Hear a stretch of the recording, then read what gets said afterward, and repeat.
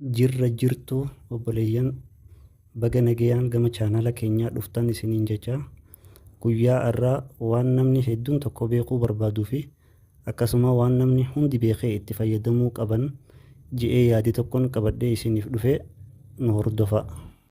Tole hayyee wannin qabadhee isiniif dhufe akkamitti nageenya feesbuuka keessanii eeggachuu dandeessanii waan jedhu. Feesbuuka keessan isin qofaa moo namni biraatis osoo isin qofa hin qabaatin isin duuba seenee isinii wajjin fayyadamutti jira.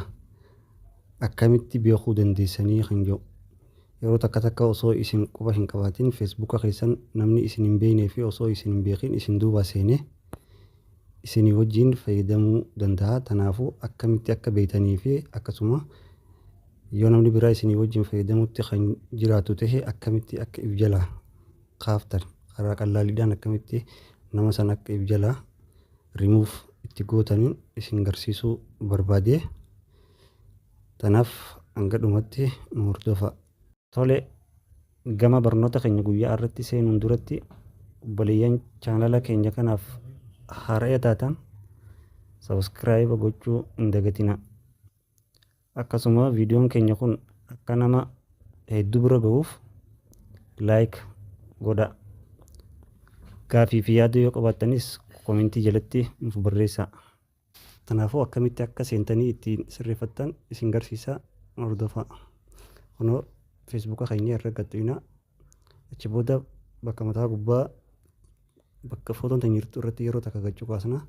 Achi booda hunna bakka mataa gubbaa mallattoo seetingii san irra gadhiifna. Yeroo takka irra gadhiifne kunoo akkatti nu bana. Achi booda bakka mataa gubbaa bakka paaswordii and security kajoo kana irra gadhiifna yeroo takka.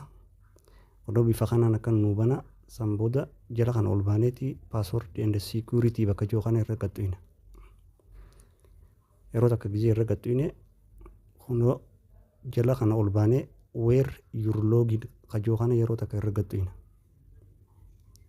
Kunoo akkatti nuuf fida bakka maqaa keenyaa kana irra gadhiifna. Kunoo yeroo irra gadhiifne akkuma asirratti isinii mul'atu kanatti yoo bifa kanaan isinii fide feesbuukni keessan nagaya qaba jechuudha. Nam takka isin jala hin jiru. Nam takka isinii wajjin fayyadamaa hin jiru jechuudha. Yooniif immoo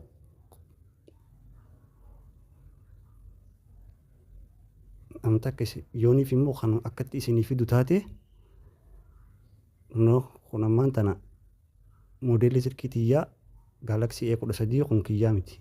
Kanaafuu akkamitti akka baasuu dandeessan isin garsiisaa. Kunoo login bakka joo log out kajoo gama jalaa gadhiifna. Achi booda select all kajoo san yeroo takka irra gadhiifna.